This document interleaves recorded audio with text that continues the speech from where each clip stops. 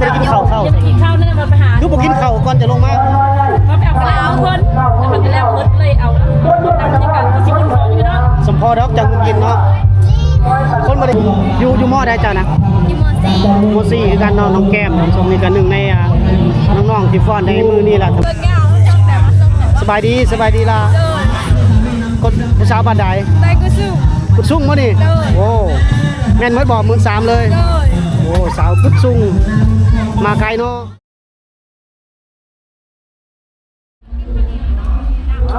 สบายดีทานผู้ชมทั้งภายในและต่างประเทศเด้อ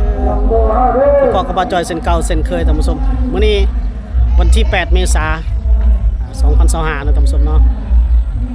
เปิดคลิปอยู่หน้าวัดบ้านน้องเดินเมืองอัศพรแขวงสะวรรณเขตเด้อท่านผู้ชมมื้อนี้บุญบ้านน้องเดินท่านผู้ชมเนาะอย่างที่เฮาถ่ายทำคลิปล่วงหน้าไว้แล้วว่ามีการซ่อมฟ้อนมีหยังเนาะมื้อนี้ฮอดมื้อบุญแล้วท่านผู้ชมเนาะก็ประมาณ 10 โมง 11 โมงสิมีการฟ้อนเนาะกิจกรรมในวัดท่านผู้ชมเนาะมีการฟ้อนแล้วก็มีการจุดบังไฟเนาะเราจะเก็บภาพไปเบิ่งแต่ละช็อตแต่ละมุมเด้อท่านผู้ชมเนาะแล้วก็มีการแห่ขี้เหล้าตีกองยาวพร้อมกับเป่าสนัยเป็นหิดคองประเพณีของชนเผ่าผู้ไทยเด้อท่านผู้ชมเนาะโอเคเข้าไปติดตามรับชมกันเด้อ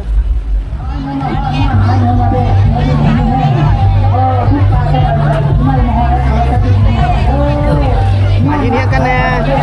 โอ้บริงามได้มื้อนี้เนาะสบายดี FC นั่นล่ะสบายดีน้องอนงสบายดี FC มื้อนี้แล้วมือฟ้อนเนาะมือฟ้อนแล้วมื้อนี้เนาะได้ลงแล้วตัวจริงแล้วแต่งตัวงามแล้วสวยจักโมงได้ฟ้อนนี่นะ11 โมงครึ่งใกล้แล้วเนาะใกล้แล้วเริ่มแล้วสาวนี่มึงงามเลยนี่มึงงามเลย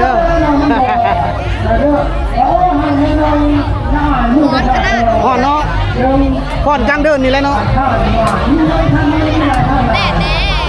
ตายรถพ่อนอากาศมันเอาจะไปใส่เมื่อแล้วหมู่คู่ไปใส่เมื่อแล้วคนพ่อนเนาะเดี๋ยวบัดน้องๆคุณฟ้อนจะเก็บภาพบรรยากาศในเมืองตื่นเนาะ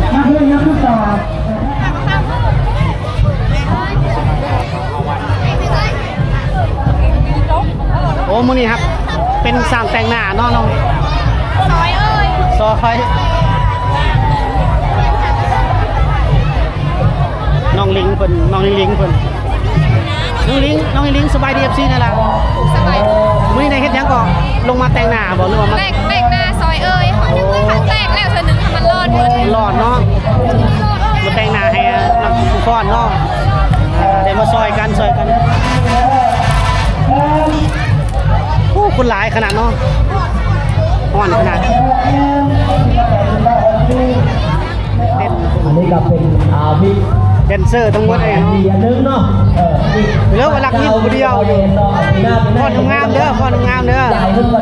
ชื่อไหนก่อนแล้วก็นางวันนี้เด้กลางเลยชื่อแล้วตัวน่ะชื่อละโอ้น้องละอันนี้ก็ฟ้อนบ่มาเป็นกำลังเจอท่านในบ้านพ่อที่ไล่มาดาไล่เนาะเชิญมาท่านพี่เด้อเนาะเวลาพอจะจำเข้ามาเลยเนาะอย่าไปลีกเนาะตั้งนี่กำลังถ่ายหูเบาหัว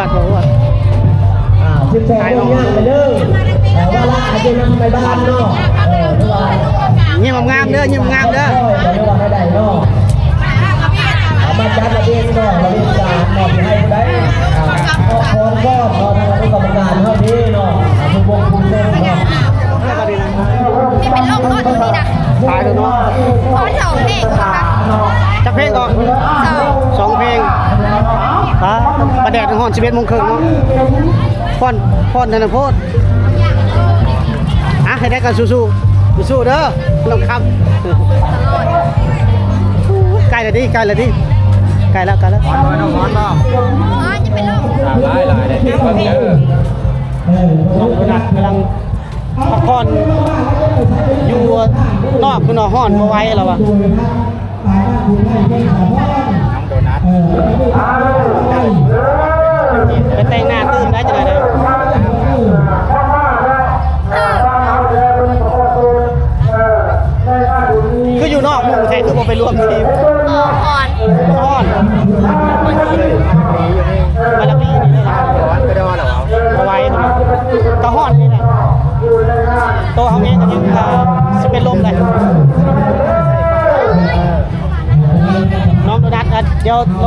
น้องๆโทรทัศน์พรงามๆให้เบิ่งพรงามๆเด้อปัดพรเด้อ โดสจะงามบ่จักแล้วบ่ฮู้แล้ว เต็มที่แล้วเนาะเต็มที่ พี่เลยสำนั้นแหละ เต็มที่ได้สำนันเลยสาบานน้องเดิมน้องเดิมเราติดตามตอนฟ้อนๆเด้อท่านผู้ชมเด้อโอเคโอเคยังไม่ได้กินข้าวเช้า ยังกินข้าวนั่นมาไปหา คือบ่กินข้าวก่อนจะลงมา เขาไปเอากระลาเพิ่นแล้วมันก็แล้วเพิ่นเลยเอาตามบรรยากาศที่สิบคนท้องอยู่เนาะ สมพอดอกจังกินเนาะคนบ่ได้กินข้าวหายเด้ นิดหน่อยนึงเนาะไม่หายนะหน่อยนึง อย่าว่าแต่น้องนัดไอ้จอยนี่คันบ่ได้กินข้าวเลยโอ้หายกัน แลบให้น้องแลบบัดมดเลยเอ้าเอาติดนี่ก็มีแห้งแล้ว พอ เนาะ แล้วเพื่อนได้หากินข้าวกัน พอแล้วก่อนไปกินข้าว แล้วหัวละเลยว่าเจอยันบ่ายโมงบอกหอดบอก หอดอ่ะ ประมาณ18 นาทีกันแล้วนะเนาะเนาะ มา12 โมงเขา12นาฬิกา หิวข้าว อยู่เข้าไปตรงคลองจังมิด เอากินเริ่มมีแห้งฟ้อนนะฟ้อนไปพอเป็นโรคมือแห้งแล้วกินแล้วกันเอาแลมกระมืดก่อนเขาพักกับมีพักมดแล้วพักกับมีเสาร์นี่นะกินแล้วก็พักก่อน นี่กันหนึงในนักฟ้อนนี่ผู้หนึงท่านผู้ชมสบายดีล่ะชื่อได้ล่ะน้องแก้วแก้มอยู่มอได้เจ้านะ อยู่ม โมซี่คือกันเนาะน้องแก้มท่านผู้ชมนี่กันหนึงในน้องๆที่ฟ้อนในมือนี่ล่ะท่านผู้ชมบทฟ้อนจักบทล่ะ .4 มี2บท สิโตได้ฟ้อน2บทบ่ บ่ได้พอแต่บทเดียว แต่ว่ามันเป็นบทโคเจ้าที่บทตัวน้ำน้อย โอ้คือฟ้อนแล้วก็แล้วเลยเนาะใกล้แล้วบ่ ใกล้แล้ว ใกล้แล้วเนาะบ่แห้งแล้วแดดร้อนเนี่ยเนาะซ้อมจักมือแหละซ้อมนี่ แต่โดนแล้วได้ กระโดดแล้วเนาะซ้อมอยู่ในวัดแน่ซ้อมอยู่ในโรงเรียนแน่เนาะน้องแก้มเด้อสาวบุญไทยบ้านนนเดินจำตัวนี้กันเนาะเฮือนอยู่ข้างใดก็เฮือนน่ะ ไปทางนั้น บ้านกลางหรือบ้านเตอร์ คนใต้ อยู่คนใต้แก้มหนึ่งในน้องๆคนฟ้อนเนาะจังน้อยฟ้อนแล้วเนาะจังเนาะฟ้อนแล้วกินข้าวอยู่พี่แล้วบ่หรือมากินข้าวอยู่เดือน ยังบ่ฮู้นะมาจาก ยังบ่รู้เนาะโอเคเอาขอบใจ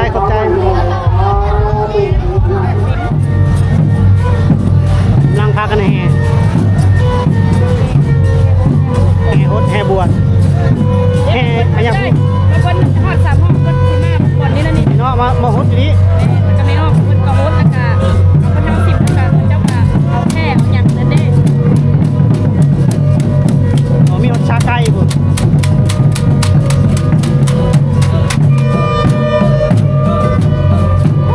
ม่วนเด้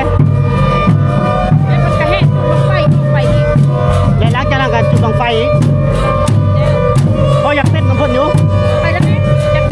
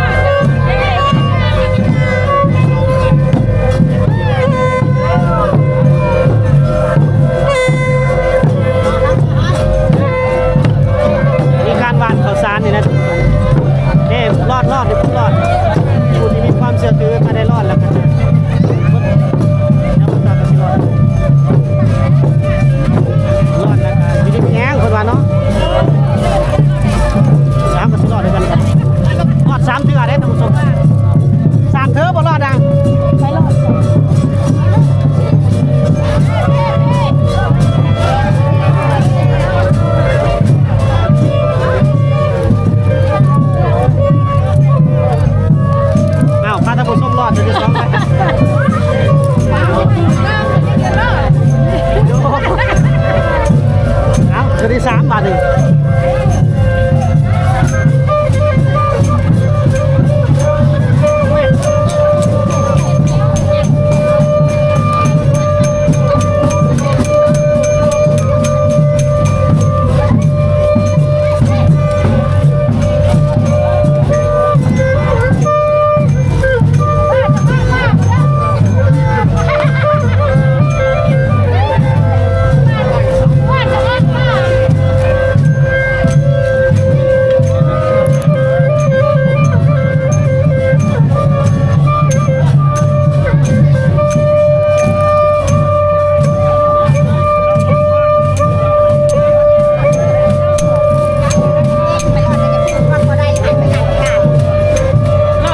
รอดแล้ว3 เทื่อแล้ว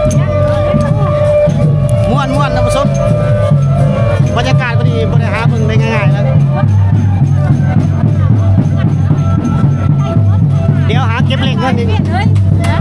เปิดมึงรู้เลขกูช่างขนาดใครอยู่เพื่อนเบิ่งผู้เดียวบ่โอ้ยเนาะเบิ่งน้ำเป็นก็บ่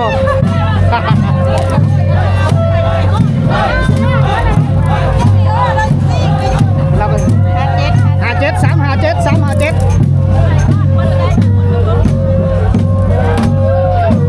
ไม่หวยอะไร357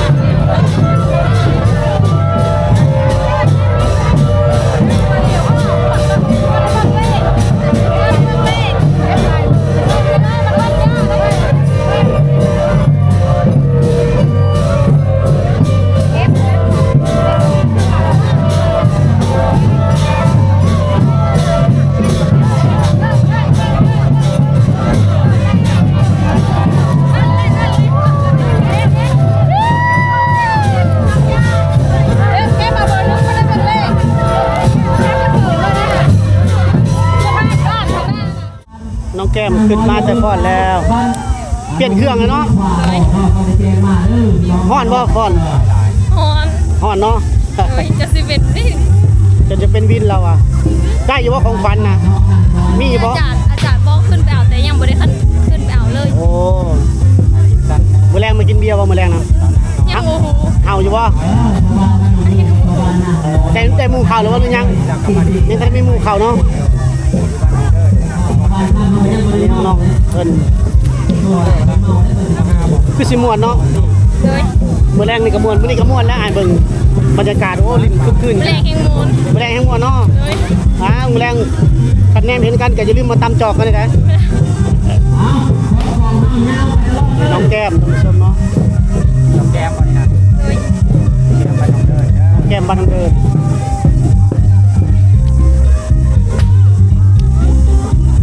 เดี๋ยวเพิ่นมาเบิ่งเขาจุดบังไฟใช้หมู่บ่ใช้มือได้ล่ะ กูยังบ่ทันได้ลงมาอยู่เพิ่น โอ้ยังอยู่เรือน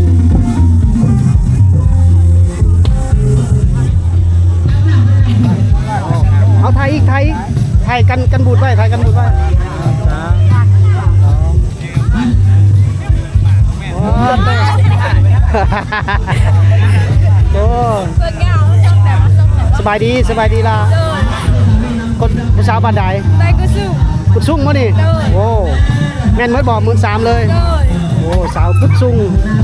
มาไกลเนาะไกลเติบได้กุดซุ่งกะบุญบ้านกุดซุ่งเฮ็ดแล้วบ่บุญนะ บ่มีปีนี้นะบ่มีบ่ปีนี้โอ้น่าเสียดายเด้แม่นจะได้ไปถ่ายอยู่พุ่นแล้วปีหน้าเนาะ เจ้าเก่งมากนะถ่ายคลิป อ่าสาวบ้านกุดซุ่งก็ได้เฟซหลายคนอยู่ได้มีแต่ผู้งามมีแต่ผู้งามสาวกุดซุ่งนะแต่ว่าเพิ่นบ่ได้ให้ไปถ่ายดอกผู้ที่ซื้อได้ก็ผู้นี้นะจันน้ำตาลน้องน้ำตาลผู้นี้เด้ แต่ว่า แพรว่าผู้นั้นเด้ น้ำฝน น้ำฝนว้าซื้อแต่ละคนนี่เนาะอินเตอร์ทั้งนั้น โอเคอ่ะขอบใจเด้อหลายเด้อขอบใจเด้อขอบใจหลาย ซื้อซองแก้วละเลย บ่าวจอยชนบทลาวอ่ะลองพิมพ์หาเด้อบ่าวหรือว่าใส่จอยชนบทลาวตัวลาวก็ได้ตัวไทยก็ได้อ่า คนหาดูหายเด็ก แล้วลองค้นหาเบิ่งสาวแฝด3คนเลยวันนี้นะซื้อได้ไรเนี่ยซื้อได้ไรเนี่ยผู้นี้ซื้อได้ผู้ จอย ซื้อจอยผู้นี้เด้อกลางฮะ 2 2ผู้นี้3 3โอ้ เอาคือบ่ใส่1 2 3เสร็จกระเทินเลย สาวเขาตั้งเป็นนึกแต่เขาเอิ้นจอย เออ ย่อย สองสาม ที่จริงก็1 2 3เลยเนาะบ้านได้ก่อน บัตรเทศ บ้านกุดแคนโอ้สาวบ้านกุดแคนเด้อดีเด้อพี่น้องเด้อมีแต่ผู้จบผู้งามเนาะก็ลุกไปลอยอยู่ปีแล้วจังหลังเขาละ4สำคัญหมดเลยเนาะสำคัญแล้วเกิน 5 ปีครับเกิดพร้อมกัน แล้วขอบคุณข่าวไปนะครับ ใครฮู้ อันยิ้มงามเด้อยิ้มงามเด้อแต่หูเด้อ 3 2อะไรฮะนะ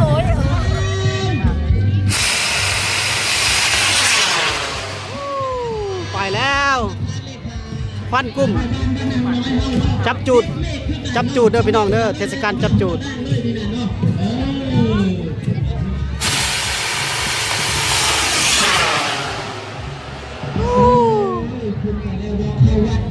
เลขปั๊บ